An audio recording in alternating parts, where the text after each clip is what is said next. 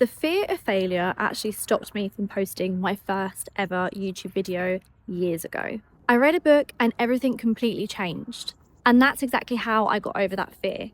So by the end of this video, you're not going to have that fear of failure anymore, and you're going to post your first YouTube video. Okay, so the book that changed everything is Mindset by Carol Dweck. You don't actually need to read the whole book, so I'm just going to basically summarize just the key points. You can take away exactly what I did in order to change the way I view the whole fear of failing. So there are two mindsets. You've got the fixed mindset and the growth mindset. I realized when it came to YouTube, I had a fixed mindset, and just the way that I viewed failure. I basically was thinking, what if I put all this effort in and I failed? I basically thought it was better for me to have not tried at all than to have tried and failed at something. And then I started reading about the growth mindset and how people with this mindset changes the way they view the fear of failure. People with a growth mindset view failure as information, and it's not a reflection of someone's capability. They embrace challenges. They also look into the power of yet.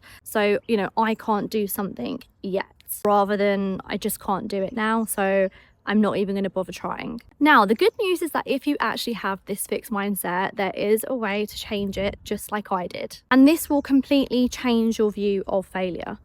So this is when I started viewing failure as learning. So if a video completely flopped, I would learn from it, look at my mistakes, see what I could improve on, and give it another go. I also had to change this voice in me that kept saying, what if I fail? And I had to consciously shift this to take on a challenge in order to develop. And that's basically how I pressed record and I began my YouTube journey.